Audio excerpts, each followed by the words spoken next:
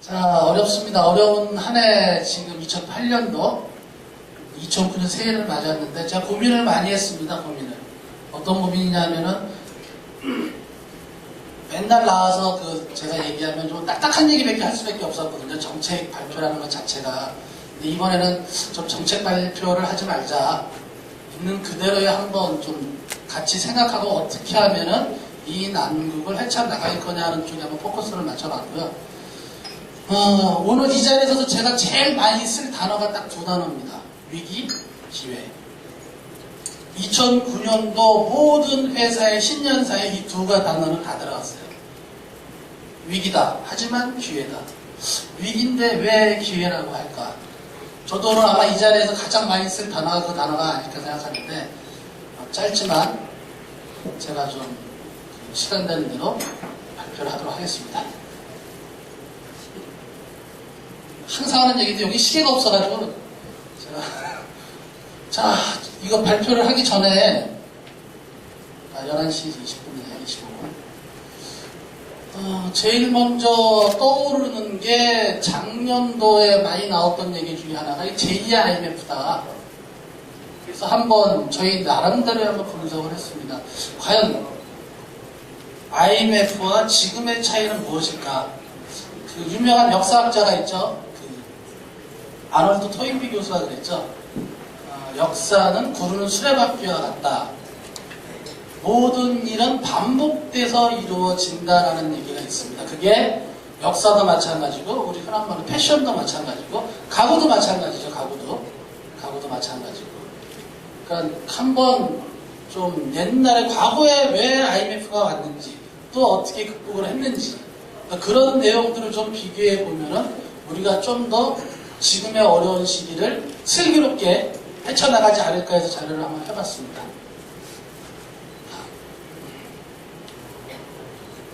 조금 한번 과거로 옛날 여기 뭐 다 기억하실 겁니다. 97년도서부터 막 들뜰 때였죠. 그 민주화 우리 김영삼 대통령이 당선이 돼서 이제 막 임기가 만료되는 마지막 해였다 그랬을 겁니다. 아마 이때가 97년도. 이제 독재는 끝났다. 우리는 민주화로 간다. 경기는 살 거다. 이제 막 들뜨는데 뭐 언론이나 아니면은 TV에서 나오는 얘기들은 모두 다 똑같이 잘 된다는 얘기였어요. 근데 보면은 93년도부터 96년까지 경상수지가 368억 불이 적자입니다. 그 다음에 뭐 알다시피 많은 정치권과 기업 간의 유착이 있었죠. 비리가 없으면 뭐 다들 아는 얘기일 거고. 근데 이게 97년도로 들었으면서 이상하게 나타나기 시작합니다. 1월에서 3월에 한미, 삼미그룹 부도. 자, 경상적자가 늘어났다. 환율이 올라간다. 7월 되면서 기아가 부도나고 그때까지 9월달 넘어서 육콩아, 해태 다 이제 부도. 그때까지만 해도 여기 앉아있는 저를 포함해서 IMF까지 간다라는 생각은 하지도 않았을 겁니다. 솔직히 IMF가 뭔지도 몰랐고 그 당시만 해도. 이게 어떤 얘기냐면은 위기라는 거는 확 오는 게 없습니다. 지금 시간이 지났으니까 저랬구나라고 판단을 하지 그 당시만 해도 우리는 모르는 거였어요. 개인이나 기업이나 나라나 똑같습니다. 위기라는 거는 한 번에 오는 위기는 거의 없습니다. 슬금슬금 나모르게 겨울밤에 눈 오듯이. 근데 어느 순간에 나와보니까 눈이 소복히 쌓여있듯이. 그때는 이미 늦은 거죠. 위기가 기회라고 표현하는 거는 위기를 준비한 사람만이 기회가 되는 거지 준비가 안 된 사람은 기회가 되는 게 아니에요. 자, 그때 얘기를 다시 한번 또 요건 잠깐 자료. 자, 97년 1월 23일 재계 자산 순위 14위 한버철강 삼미그룹 부도, 기아그룹 부도, 3월, 7월 쌍방울 주가가 500에서 500선 무너지다. 혜태, 육화 11월 도저히 나라가 돈이 없으니까 이제 고려증권 뭐 하려고 그러고 뭐 이외에도 많겠죠. 환율이 800원에서 1700원에서 2000원 급등. 결국은 550억 달러 구제금융 신청. 나 파산했으니까 은행에서 돈도 안 빌려주고 우리 신용 신불자 이렇게 구제해주는 데 있잖아요. 이 얘기입니다. IMF 달라는 얘기가. 나라에 돈이 없는 거예요. 나라에. 개인도 돈 없으면 옆집 가서 빌리잖아요. 옆집 애도 돈 없으면 어떻게 해요? 은행 가서 은행에서 돈 없으면 사채 써야죠. 사채 쓴 겁니다. 나라가. 여기는 뭐 그런 얘기까지 하면 좀 안 좋은 얘기지만 아무튼 그 당시에 발생된 원인에 대해서는 좀 이따 이제 자료에서 얘기하겠지만 근데 그때 우리가 어떻게 극복을 했냐라는 것부터 한번 짚어보죠. 일단 돈이 없으니까 돈을 빌려왔어요. 그럼 이유 없습니다. 돈 빌려와야 돼요. 나라가 돈 없는데 그러니까 내가 가장인데 애들이 굶어요. 그럼 도둑질을 하더라도 돈을 빌려와야 될 거 아닙니까? 그러니까 IMF에 가서 돈 좀 달라. 돈 빌려왔습니다. 그 다음에 어떻게 합니까? 돈 벌어야 되는데 우리나라가 뭐 자원이 있습니까? 뭘 있습니까? 믿는 건 사람. 믿는 건 사람. 똑똑하다는 거는 우리나라 사람들 굉장히 똑똑합니다. 부지런하고. 정부에서도 그랬고 자 그럼 수출만이 살 길이다. 수출 드라이브 정책을 열기 시작합니다. 달러 벌어와라. 각 기업들, 대기업들 머리 띠두르고 해외로 나가서 달러 벌어옵니다. 정부에서도 막 뒤에서 지원해주고요. 근데 개인들 어떻게 했습니까? 뭐 금 팔아서 뭐 해주고 진짜 아닌 말로 배를 위해서 소를 희생하자. 안타깝지만 나가라. 어떻게 은행들 그때까지만 좋았죠. IMF 이전까지는 누가 많이 파냐 하는 싸움이었어요. 누가 많이 파냐. 많이 파는 게 1등인 줄 알았어요. 그러니까 뭐 세계 1, 2, 3위 매출액. 그러니까 뭐 어디가 얼마 팔았다. 야, 아무튼 저는 쟤는 이겨. 그게 우리 1등의 목표. 얼마 남냐는 중요한 게 아니에요. 얼마 많이 팔았냐. 그 다음에 뭐가 좀 된다 그러면 일단 거기는 다 인수, 문어발식 경영. 돈 없어? 은행 가면 돈 빌려줘. 은행, 대마불사, 그거 바둑 용어죠? 아유, 설마 부도나겠어? 건전성 안 보고 돈 막 빌려줍니다. 중소기업 아무리 돈 달라고 해도 은행에서 안 빌려줬어요. 지금도 그거는 마찬가지지만, 그렇게 하다가 은행도 막 돈 빌려주다 보니까 난리가 났죠. 부도났는데 어디서 받아냅니까? 그러니까 은행들도 몇 군데 문을 닫기 시작을 했죠. 그러면서 구조조정하고 이제 뼈를 깎는 아픔을 왔어요. 이 중에 거기에 같은 고통을 느꼈던 사람도 있고 그게 불과 10년 전 얘기입니다. 10년 전. 뭐 우리 국민들도 열심히 했죠. 과소비 하지 말자. 하지 말자 그래가지고 결국은 3년 8개월 만에 외환위기 극복. 이거는 솔직히 좀 약간의 퀘스천인데 일단은 빚은 다 갚은 건 사실입니다. 빚은 다 갚았으니까요. 빚 갚고 좀 달러가 있으니까 지금 여기 약간 뭐 지금은 어떠냐 이제 좀 전까지는 IMF 때 얘기했는데 코스피 시장이 올해 3월 자료가 잘 안 보이실 텐데 3월에서부터 11월까지 최고점이 1,900원까지 올라갔다가 최저점이 973원까지 떨어졌습니다. 거의 반 넘게 떨어졌죠. 코스닥 시장 762원 하던 게 762포인트가 287포인트 거의 반의 반. 여기 앉아 계신 분들 중에는 속쓰린 분들도 많이 계실 거예요. 자, 다음. 환율 930원 환율이 1,500원 거의 더블 뛰었죠. 엔화 830원 하던 게 1,558원. 엔화는 더 문제가 달러보다 더 비싸요. 엔화가 기업 하시는 분들 중에서 엔화 자금 빌리는 사람들이 많이 있는데 더 문제가 심각해지는 경우죠.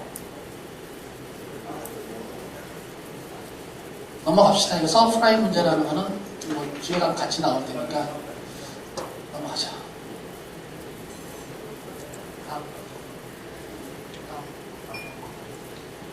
자, 이것도 뒤에서 할 얘기인데 잠깐만 거론하고 넘어. IMF하고 지금하고 차이점이 뒤에서 약간의 비교를 했는데 일단은 지금의 문제는 미국발 금융 불안부터 시작을 합니다. 근데 미국발 금융 불안이 잠깐만 생각해보면 우리 IMF하고 똑같아요. 우리나라가 그거는 미국보다 선진국이에요. 먼저 겪었으니까.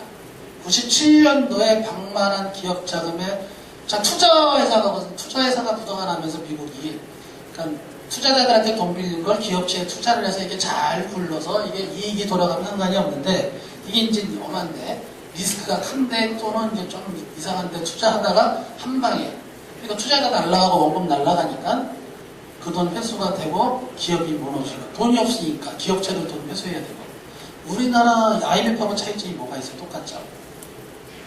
지금 아무튼 국내에도 미치는 영향이 그때랑 지금이랑 큰 차이는 없어요. 미치는 영향을 느끼는 거는.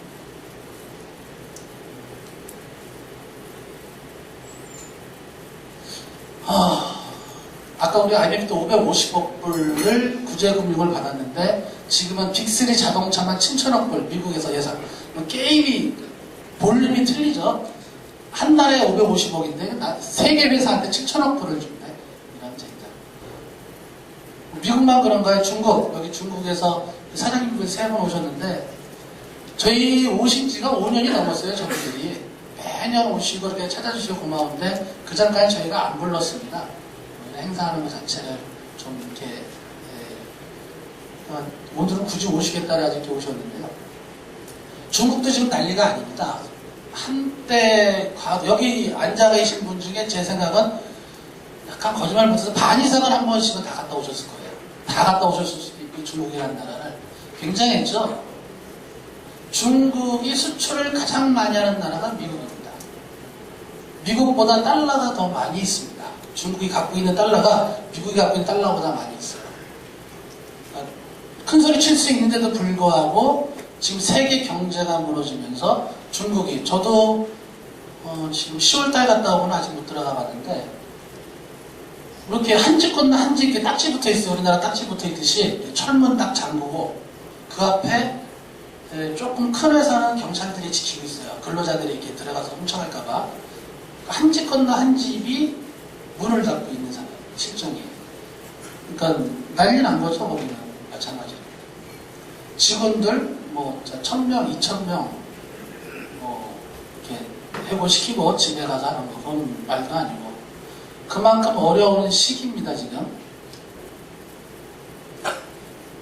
일본, 장기 불안해서 조금 살아내려고 했더니 이제는 왜 나가는지 확 치고 올라가가지고.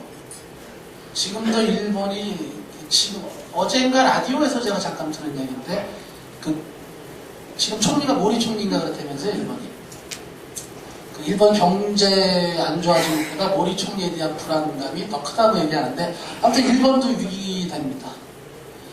토요타 우리 이쪽 경영하는 사람들 쪽에는 토요타는 하나의 어떤 큰 틀이 있어. 토요타 방식이라 그래가지고 근데 토요타도 지금 아주 큰 위기를 마주고 제일 첫 번째 구조조정 해야 된다. 살아남을 길은 그 길밖에 없다.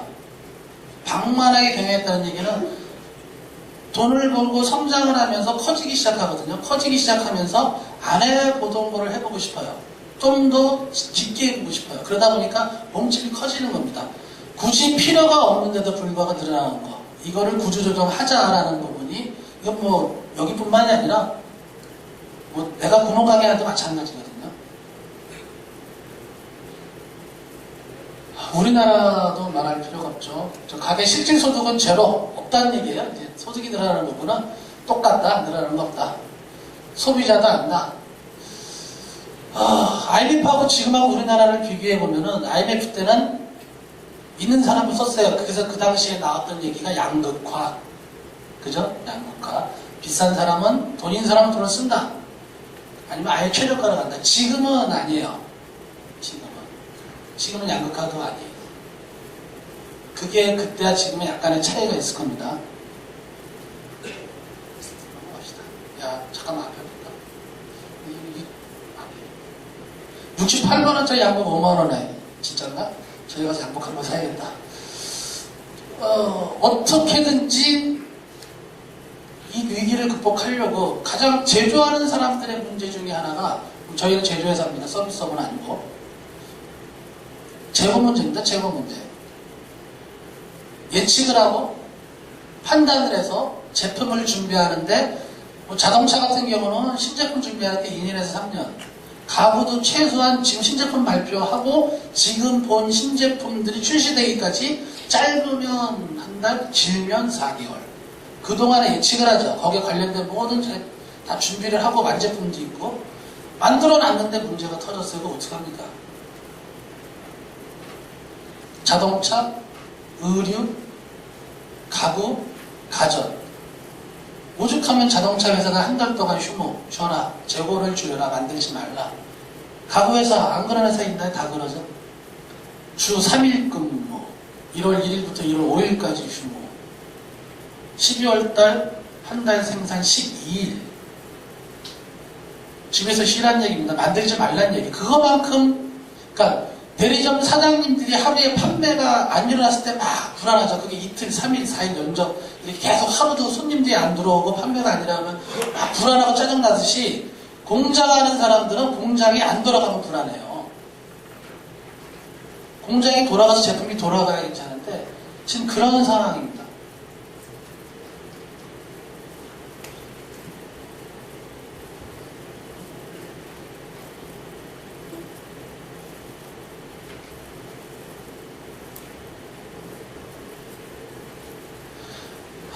지금 이제 자꾸 너무 안 좋다 그러면은 계속 안 좋아지니까 아무튼 굉장한 위기다라는 거는 제가 얘기를 안 드려도 아까 잠깐 여기 자료에도 나와 있듯이 소비자 우리들도 안다는 얘기죠. 안 좋다는 얘기는 그 당시는 안 좋은지 내가 아니면 몰랐어요. 솔직히 내가 구조조정을 안다니까 지금은 문제가 뭐냐면은 그 여파가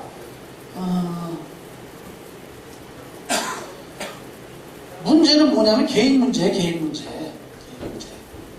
자, 금융권, 결국은 이 지금의 문제와 97년과 지금의 문제는 실질적인 거는 이렇게 보시는데요. 97년도는 우리 내부의 문제였어요. 우리나라 자체 내부의 문제로서 문제가 불거져서 어려운 시기가 왔고, 지금의 문제는 외부의 문제로서 지금 문제가 왔어요. 근데 이거는 굉장한 차이가 있습니다. 이 아까 제가 서두에 얘기 들었던 위기냐 기회냐라는 모든 기업은 사람이나 기업이나 나라나 똑같습니다. 성장하는 기업은 반드시입니다. 위기가 옵니다. 이건 반드시예요. 그러니까 나는 알아가 아니고 반드시 와요. 그거는. 근데 그 위기 중에서 내부적으로 오는 위기가 가장 위험한 위기입니다. 외부적으로 오는 위기는 극복할 수가 있어요. 우리 이제 역사, 이렇게 소설책 같은 데 보면 삼국지 뭐 이런 거 많잖아요. 초안지.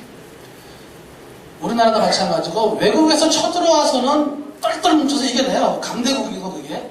근데 무너지는 거는 내부에서 첩자가 나온다든지 내부에서 문제가 생긴다든지 이래서 이걸 한 방에 날아가는 거예요. 97년도 문제는 내부적인 아주 위험한 문제였고 현재는 내부적인 요인보다 외부적인 요인이 강한 거예요. 그러니까 우리가 극복할 수 있는 뭐 IMF도 갖고 오는데 이거 못 넘어가겠습니다. 또 하나는 좀 튼튼하죠. 저걸 한번 겪어봤으니까 미국은 지금 겪는 거예요. 미국은 저희는 한번 겪어봤기 때문에 어떻게 대처해야 되는지를 잘 알고 있어요. 또 하나는 건실하죠. IMF 이전까지는 아까 얘기 드렸듯이 모든 기업들이 외형부 풀리기 싸움이었는데 IMF 지나면서 외형이 중요한 게 아니다. 내실을 다시자라는 얘기들이 나왔어요. 그때 지금 여기 뭐 세무 경리 쪽에 관계되시면 알겠지만 우리나라에 처음으로 캐시 플로우라는 그런 세무 경리 쪽이죠. 재무 파트에 내가 얼마를 팔아서 얼마나 남았냐 이게 중요한 게 아니다. 자금이 도대체 어떻게 흘러가고 내가 얼마가를 갖고 있냐. 이익은 나는데 자금이 없다. 이것도 문제가 있는 거다. 어떤 캐시 플로우 개념이 도입되듯이 우리나라가 그래서 기업 부채가 과거에 425%, 지금은 93%, 100%가 안 됩니다. 물론 이건 평균치이기 때문에 2 이상인 기업들도 많이 있지만, 그러니까 각 그 회사나 아니면 아직은 튼튼하다는 얘기죠. 지금은. 근데 문제는 아까 개인의 문제가 커집니다. 개인의 문제가. IMF 터지면서 정부에서 한 게 수출을 강조를 했지만 은행들은 쪼기 시작했습니다. 야, 너 대출해 이제 그러니까 당했거든요. 대기업들의 돈 막 대출해주다가 못 받으니까 살짝 돌려보니까 개인들은 잘 갔거든. 개인 대출을 막 해줬어요. 카드 막 남발하고. 자, 국내 소비 촉진해서 그 당시 김대중 정부가 카드 지나가는 초등학생도 사인만 하면 카드 만들어준다 그랬으니까 막 만들어줬었죠. 그 여파가 이제 서서히 오기 시작을 하고 있죠. 아마 여기 있는 부동산 가진 사람들 뭐 돈이 많으셔서 대출 안 받으면 좋지만 대부분 다 대출 받을 거 아닙니까? 집 사서 내 돈으로 100% 주고 사고 들어가면 좋겠지만 그게 은행이 돈이 없어요. 은행이. 제가 작년 여름인가? 10월, 9월인가? 한국에 있는 은행들이 외국으로 돈 빌리러 다닌대요. 은행도 똑같습니다. 대출 들어온 자금으로 다른 데 투자를 합니다. 다른 데 대출해줘. 그 이자. 그 이자 차익으로 살아남는 게 은행인데, 이게 돈이 없으니까 비싼 이자를 빌리고 돈을 빌려와요. 그러니까 나가는 돈이 더 많은 거죠, 들어오는 돈보다. 그래서 지금 은행들 문제가 터진 이유가 거기 있거든요. 지금까지는 제가 말씀을 안 드려도 여기 계신 사장님들이 더 잘 아실 거니까 그 부분에 대해서는 그냥 한번 짚어가는 정도로, 분명한 거는 그 당시 IMF 때와 현재는 틀리다라는 게 정확한 겁니다. 여러분들이 걱정할 필요가 없는 거, 아까 얘기했듯이 우리는 지금 외부적인 요인이거든요. 우리 내부적으로 똘똘 뭉쳐서 여기 있는 개개인 하나하나가 뭉쳐서는 얼마든지 이겨나갈 수 있어요. 이건요. 자, 지금 우리는 제가 한 몇 가지를 생각해서 이제 크게 지금 거시적으로 얘기했지만, 이제 대리점 입장에서, 과연 대리점 입장에서는 어떻게 대처를 하는 게 좋을 거냐. 제가 여기 있는 대리점들을 이제 무수히 다녀봤습니다. 사장님들하고 많은 대화도 하고 얘기도 하고, 거기서 이제 제 나름대로의 분명히 이 와중에 성공하는 대리점들이 있고 실패하는 대리점들이 있어요. 그럼 어떤 사람들은 왜 성공을 할까? 간단한 건데 제가 모르겠었어요. 왜냐하면 이제 보여줘야 되는 거니까. 개인적으로 만나면은 이렇게 얘기 안 하겠지만, 지금은 공개 석상에 보여주는 것도 때문에 약간 좀 훈련 말을 유식하게 썼기 때문에 그렇게 알아주시고요. 한 7가지 넘어가죠.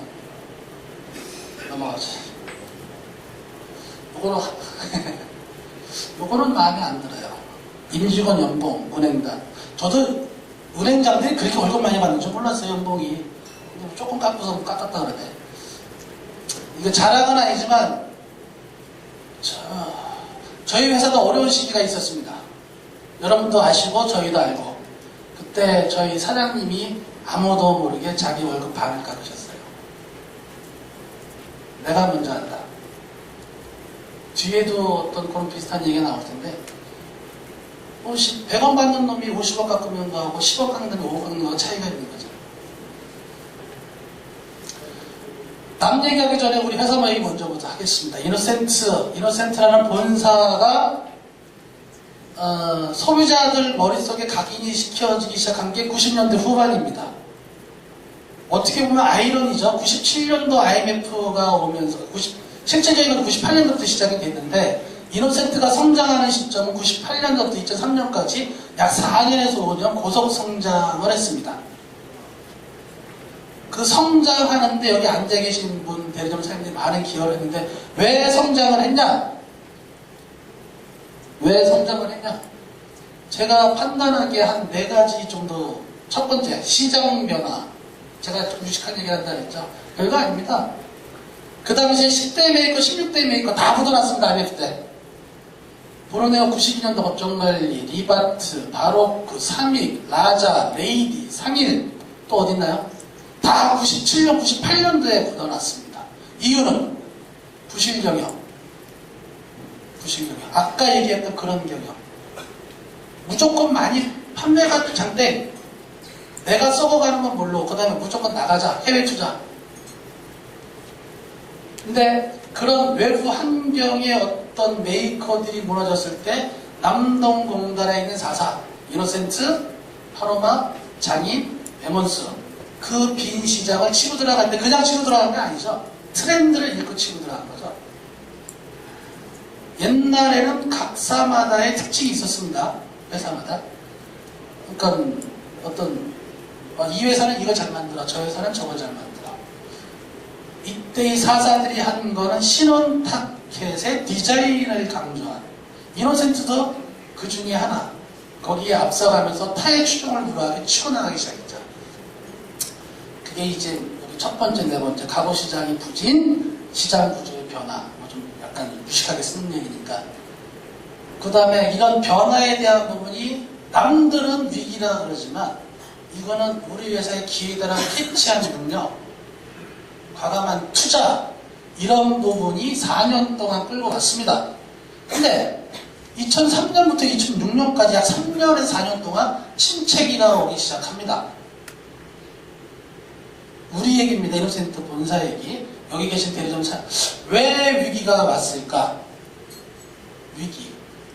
저렇게 잘 나갔는데 이유, 불문, 가장 첫 번째, 현실의 안주. 모든 사람이 똑같습니다. 기업이나 잘 되면은 매번 잘 되는 줄 알아요. 야, 오늘 1000만원 팔아서 내일도 1000만원 팔 수 있을 거야. 지난주에 1000만원 팔았네. 이번 주도 1000만원 하겠지. 요번엔 요게 잘 나갔네. 다음에도 요게 잘 나가겠지. 지금까지 잘 해왔으니까 과거도 잘 될 줄 알아요. 미래도, 과거가 아니라. 생각을 안 하는 거죠. 잘 됐으니까 잘 될까? 약간 자만심에 빠지는 거죠. 잘 생각해 보십시오. 이게 과연 이노센터 혼자의 문제인지. 두 번째, 위기 대응 미숙. 위기가 찾아왔습니다. 그러는 와중에 매출이 서서히 떨어지기 시작하고, 뭐 좀 제동도 이상해지고, 뭔지는 모르지만 이렇게 신호가 오기 시작합니다. 그런 위기가 닥쳤을 때, 경험이 없으니까 이거 어떻게 해야 돼? 야, 이게 정답이야? 저게 정답이야. 모든 그러니까 사람이 살아가는 거는 선택이라고 얘기를 합니다. 선택이라고. 이거냐? 저거냐? 근데 그 선택이, 좋아. 조금 좋아. 이런 선택이면 좋은데 그게 아니고 좋거나 나쁘거나. 이 선택했을 때 두 가지가 오는 경우가 제일 많아요. 그러니까 항상 판단하고 결정을 내릴 때, 야, 이게 좋은 쪽으로 결과가. 근데 그 결과가 어떻게 나올지는 판단하는 사람은 그 당시는 모릅니다. 또 위기 대응이 미숙했죠. 그 다음에 좀 자만심을 갖다 보니까 통일된 마음으로 한쪽으로 밀고 가는 게 없었어요. 자, 우리 노 저어서 절로 가자. 야, 근데 이건 노를 젓는 것보다는 뽀다를 달아서 포트를 달아서 막 하고 가는 게 낫지 않냐. 야, 그래도 그거 살려면 돈 드는데 사람이 이게 뭉쳐지지 않는 부분이 서서히 나타나기 시작합니다.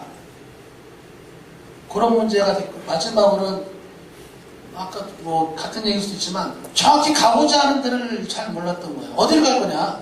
가는 방향이. 말로는 하죠. 가구업계 일이 하나 어떻게 하면 1위를 할 것이냐.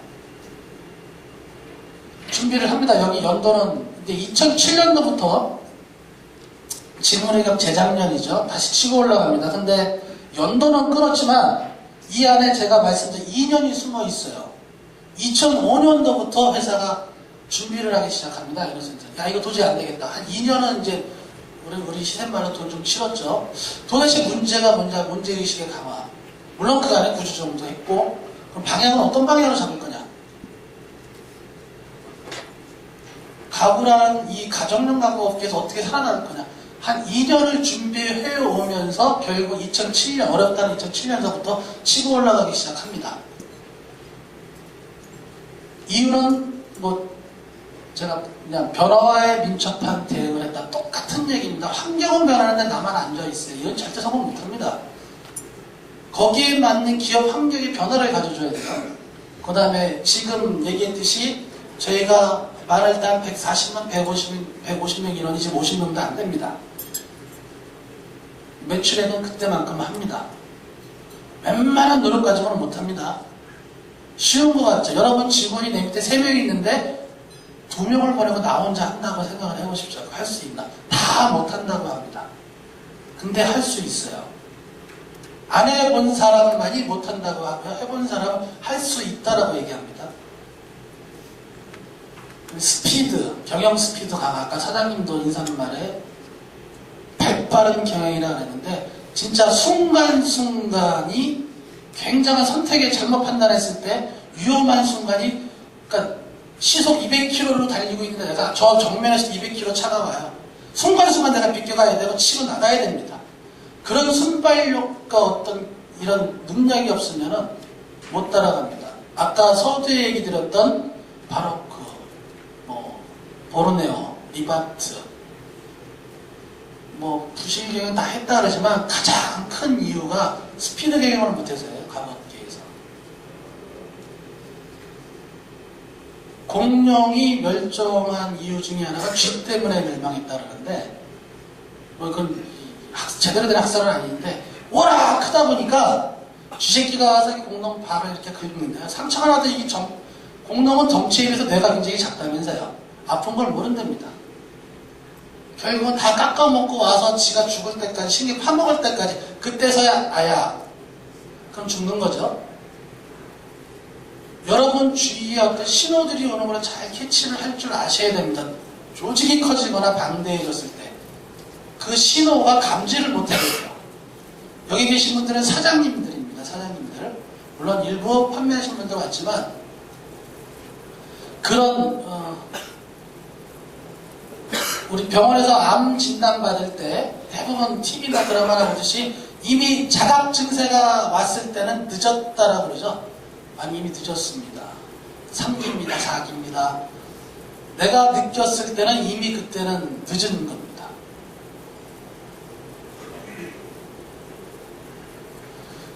자, 이로써 또 본사에 대한 얘기를 했고 지금 이제 대련 사장님들에 대한 얘기를 잠깐만 아직 시간이 있는데 자, 제일 먼저 대리점 입장에서 해야 될 게 뭐냐? 명확하고 구체적인 목표를 설정을 해라. 내가 나 혼자 있는데 무슨 목표를 설정해?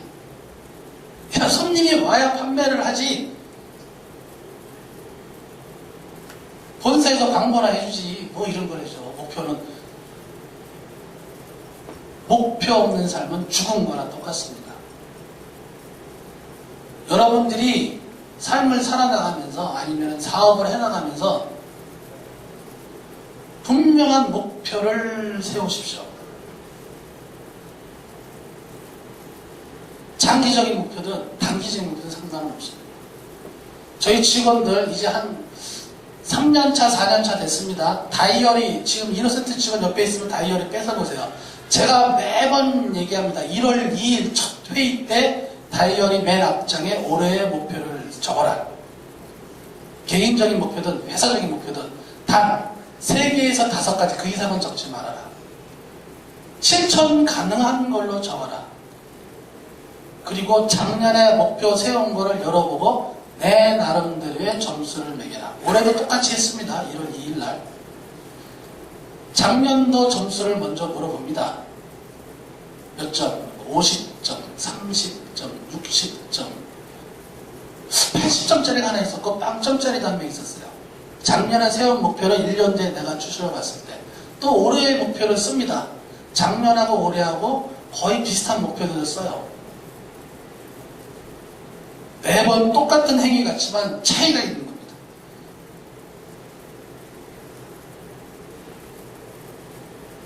대리점에서 여러분 사장님들이 하루하루 목표, 주간 목표, 월간 목표 자 힘드시죠? 내 나름대로에 맞는 목표를 세워보십시오. 나는 오늘 100명한테 명함을 돌리겠다. 나는 오늘 100명한테 인사를 하겠다. 나는 오늘 100명의 차량에다가 앞에 유리창가 주고 있죠. 너무 크게 생각하지 마십시오. 목표를 세운다는 게 실천 가능한 목표. 그 작은 목표들이 나중에 큰 뜻으로 오게 되어 있습니다. 이거는 회사나 개인이나 똑같습니다. 두 번째, 자기 자신에게 관대하지 말라. 이거는 직원들, 대부분 제가 이 멘트를 쓴 이유는 여기 오신 분들은 사장님들입니다. 어떤 한 해 작거나 크거나 조직을 운영하는 사람들이에요. 조직을, 그러니까 상위, 내 밑에 직원이 있거나 어떤 누구를 지시하는 입장에 서 있는 사람들입니다. 잘합니다. 야, 청소해! 손님 오면 인사 깨끗이 하고. 너는 그것도 못하냐? 자기 스스로는 뒤돌아서서 자기한테는 굉장히 감대합니다. 뭐 그럴 수도 있지. 난 조금 늦게 나오면 되지 뭐. 어제 술 좀 먹었는데 오늘 하루는 모를 거야. 절대로 자기 자신한테 자기 자신 책찍질을 해야 됩니다. 자기 관리를 해야 되는 거고 만약에 일반 직원들이거나 뭐 이렇게 근무하시는 분들이라도 뭐 해당은 되겠지만 자기 위치에 섰을 때 옛날에는 윗사람이 좋았어요. 윗사람이 사장인데 어때 뭐 좀 한 12시나 1시쯤 나와서 한 5시, 6시 들어가고 골프 한번 치다가 술이나 먹고. 지금은 그런 시기가 아닙니다. 내가 먼저 솔선수범이라는 얘기가 돼 있죠. 자, 솔선수범이 뭔지 아십니까? 솔선수범.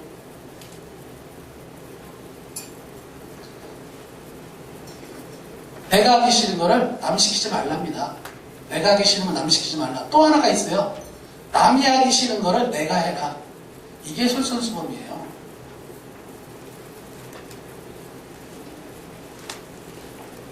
자, 체력은 기본, 몸이 재산이다.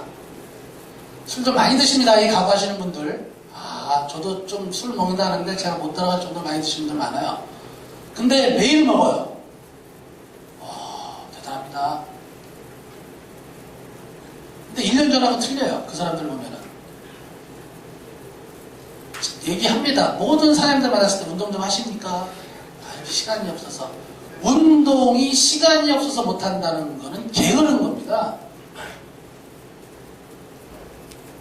얘기합니다. 왜 시간이 없으신데요? 아, 뭐 아침에 나와서 저녁에 한 9시, 뭐 8시 끝나고 문 닫고 들어가면 11시, 12시 밥 먹고 아침에 몇 시에 나오시는데요? 한 10시쯤 나오면 10시까지 뭐 하시지? 자야지. 점심 먹고는 뭐 하시죠? TV 보고 나면 매장에 손님 앉아있지. 그 시간은 시간이 아닌가?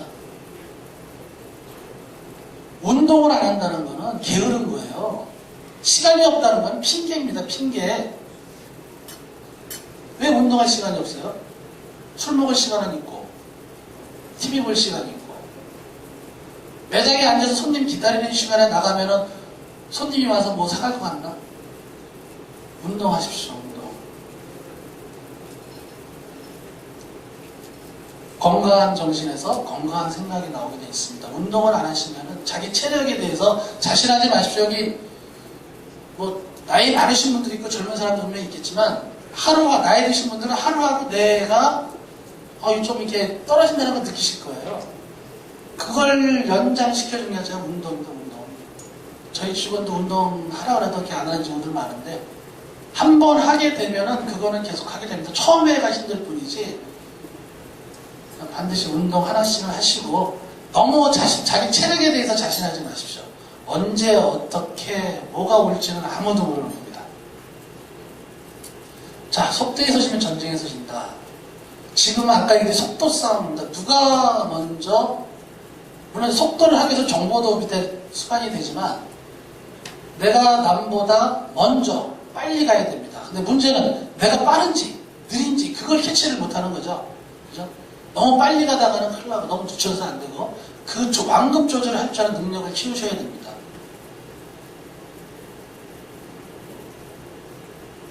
지금 요거 같은 경우는 조금 이제 개인적인 것보다 이제 주위에서 좀 도움을 줘야 되는데 어떤 사람은 앞으로 막 달려가요. 막 진짜 막 옆도 안 보고 막 달려가. 앞만 보고 갑니다. 그러다 사고 나는 경우가 많이 있는데 아무튼 지금의 회사도 스피드 변화에 대해서 빨리 적응할 수 있는 자세 그 다음에 그 속도를 조절할 수 있는 능력 이 능력이 살아남는 능력 살아남을 수 있는 능력입니다. 이런 얘기를 합니다. 약간 격가지로 빠지면은 예전에 제가 학교 다닐 때 배운 거는 기업의 목적은 이윤 추구입니다. 여러분들 사장님들이 이렇게 지금 대리점 하시는 이유가 돈 벌려고 하시는 거잖아요. 유식하게 이윤 추구라고 얘기를 하죠. 그거를 이윤 추구라고 얘기하는데 여기 IMF 지나면서 약간 바뀌었어요. 서울대 윤석철 교수님이라고 해서 경영학 교수님이신데 한국의 피터 드러커라고 명명되시는 분이에요. 경영의 기본은 생존이다. 살아남아라. 그 다음에 이윤 추구해라. 경영의 기본, 기업의 목적하고 약간 차이는 있는데 경영의 기본은 생존이다라고 얘기를 했습니다. IMF 때. 여러분도 마찬가지고 살아남는 게 먼저입니다. 생존. 아프리카에 가면은 제가 안 가봤지만 TV에서 봤는데 그 세레게타 잘 모르겠다. 그 뭐 있잖아요. 이렇게 그 소같이 생긴 거 누라 그러죠. 걔네들이 막 초문을 수천 마리가 막 뛰어다닙니다. 근데 걔들이 뛰는 이유가 아프리카가 우기 건기가 있으니까 건기가 되면 풀을 먹고 사니까 초가 이게 없으니까 그 우기 쪽으로 이동을 합니다. 근데 그 앞에 분명히 그 경험이 많은 소가 맨 앞에 선두를 서요. 수천 마리가 그 소 따라가는 대로 따라갑니다. 쉬면 쉬고 뛰면 뛰고 그러다가 어디 앞에 딱 서죠. 앞에 이제 강물이 막 급류가 흐르죠. 근데 악어떼가 막 있습니다. 그죠? 제가 얘기한 게 TV에서 나온 거니까. 그럼 씁니다 하고서 이제 이게 들어갈까 말까 거기서 기다리죠. 이 소떼들이 수천 마리대가 그걸 넘어가야 저 뒤에 그 맛있는 풀들이 있는데 근데 악어 입장에서는 1년에 한 번 오는 포식이거든. 악어는 누 한 마리 먹으면 1년을 굶어도 된대요. 그 반마리인가 한 마리 먹으면 1년을 굶어도 된대요. 그렇게 된다고 하더라고. 그러니까 거기 몰려오는 거죠. 뭐 지나갈 때 잡아. 소 입장에서는 저기가 그 맛있는 풀을 먹고 살 수 있는 거고, 악어 입장에서는 얘를 잡아먹어야 또 1년을 버티는 거예요. 그렇다고 악어가 피해가야 돼. 안 뛰어든다고 다른 데로 갈까요? 아니면 이 소들이 이 급류를 안 타고 도망갈까요?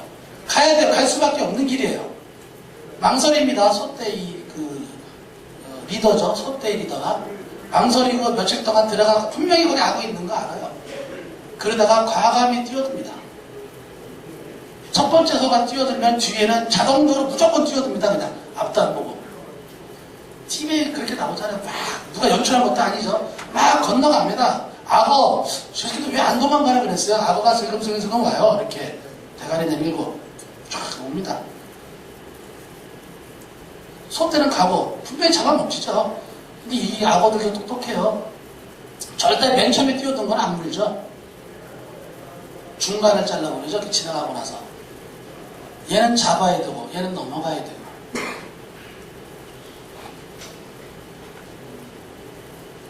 만약에 그 순간을 놓치게 되면은 둘 다 죽은 뿐이죠. 자, 힘들수록 지금부터 시작하자.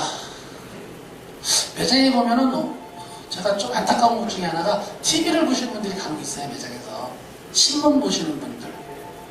예전에는 고스톱 쳤는데 그거는 거의 없어졌는데 설령 할 일이 없더라도 TV나 신문은 그 자체가 나쁘다는 게 아니라 마음이 해이해져 버려요.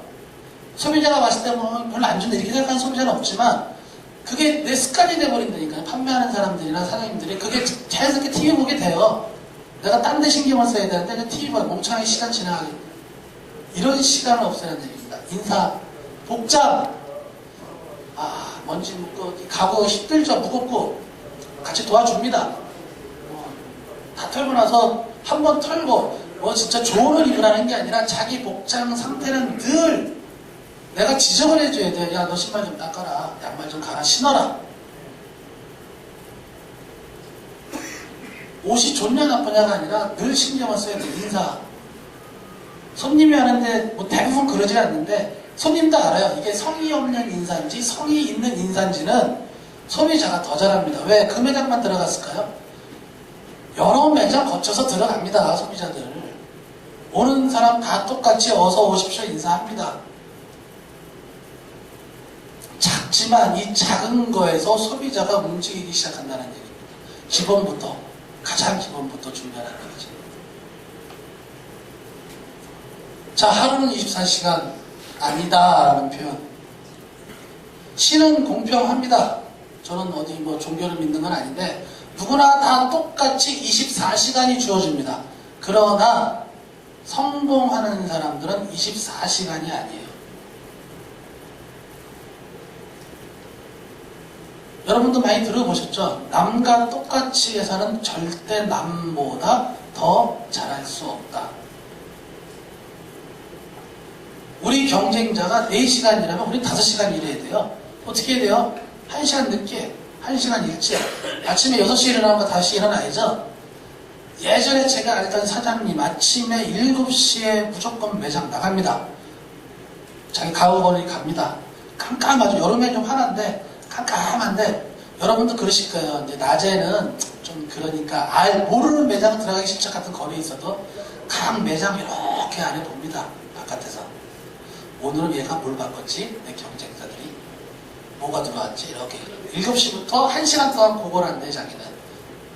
낮에는 가면은 약간 좀 뭐라 그래야 되나 그런 말은 쪽팔린 것도 있고 좀 서먹서먹하잖아요. 남의 매장에서 물건 보는 게 여기 사장님들 그거 하는 거죠. 뭐 다 고수들이니까 안 본 거 차면서 눈에 찍어두죠. 아 저거 괜찮네.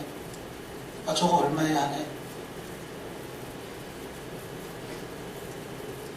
진짜 남들과 똑같이 해서는 절대 앞설 수 없습니다. 이노센트가 지금 성장할 수 있었던 이유도 결코 남들과 똑같이 해서는 남들하고 똑같은 겁니다. 그는 살아남을 수가 없어요.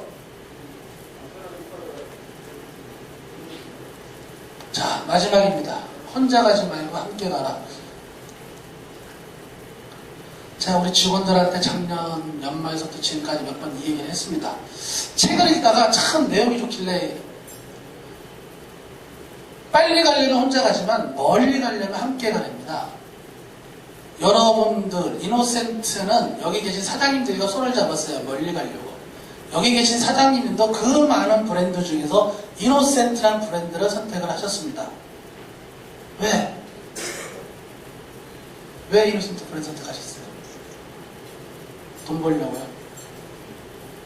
뭐 솔직해집시다. 돈 벌려고 브랜드 선택하셨다고 합시다. 본사의 마음은 여러분들과 멀리 갑니다. 함께 갑니다. 우리 직원들의 마음 똑같습니다. 이거는. 또 여러분들 입장에서 여러분들 밑에 직원들이 있고 배송기사가 있고 관계된 뭐 사람들이 있을 거예요. 여기 중국 사람들 와 계시지만 제가 한 4, 5년 전에 저분들을 만났죠. 처음에. 지금 여기 계신 분들이 그냥 아니고 거명하기 좀 그러는데 뭐 영문 약자를 하죠. L사, J사, P사, E사 다 거래하는 사람들이에요. 저기 앉아계신 사장님들이. 저희도 포함해서. 거기만 있나요? 사제도 일부 있어요. 사제 아시는 사장님도 있을 텐데 여기 저 사장님들. 워낙 한국에서 유명하신 분들이라서 첫 자리에서 제가 얘기를 했습니다. 저기 앉아계신 사장님들. 제가 만나기 이전에 여러 한국 사람들이 거래를 했어요. 한국 사람들이 진짜 배포는 큽니다. 100컨테이너 발주주인데 뭐 했대 이런 얘기야. 야 과연 그게 가능한가? 제가 저 사람하고 한 얘기가 뭐냐면 저 양을 많이 못 줍니다. 그 대신 가치는 갑니다. 과정 중에 힘든 경우가 오겠죠. 하지만 그 기본 방향이 틀리지 않는 이상은 저는 가치는 갑니다. 사장님이 저를 노하기 전까지는 제가 사장님을 버리고 그거 많이 하지 않습니까? 이거 100원인데 옆에서 똑같은 거 90원에 만들어요. 이거 사오지 않습니까 이거? 가구업계 가장 큰 문제. 중국에 개나 소나 다 간다. 표현이 좀 미안한데 이제는 대리점 사장님들도 가서 물건 사오시죠. 실패하는 경우도 많고 사업 하나가 그렇게 쉽게 되는 건 아닙니다. 결코 그 준비 과정들이 있기 때문에 그러니까 마찬가지 절대 혼자 가려고 생각하지 마십시오. 이 세상에 독불장군은 없습니다. 누군가 한 명이 나서서 그 일을 대신하는 것처럼 느껴질 뿐이지 그 뒤에 무수히 많은 사람들이 뒷받침을 해주고 있는 거란 말이죠. 다시 이제 뭐 지루하실 테니까 7가지 다시 한번 얘기하겠습니다. 명확하고 구체적인 목표를 세우자. 자기 자신에게 관대하지 말자. 체력은 기본이다. 속대에서 지면 전쟁에서 진다. 힘들수록 기본부터 하자. 하루는 24시간이 절대 아니다. 혼자 가지 말고 함께 가라. 매장에서 대리점에서 여러분들이 할 수 있는 부분들을 곰곰이 저거 다 안 하셔도 됩니다. 내가 할 수 있는 부분을 한 가지만 찾아서 그거부터 실천을 하십시오. 그러면은 내년도에 이 자리에 올라서는 대리점 사장님들이 전부 다 올라가실 수 있을 거예요. 어렵다고 생각은 말 그대로 생각이지 그 생각을 담아두지 마십시오. 긍정적인 사고가 나한테 행운으로 돌아올 겁니다. 자, 2009년도 모두 복 받으시고 좋은 어떤 선물 받아서 돌아가시기를 기대하겠습니다. 감사합니다.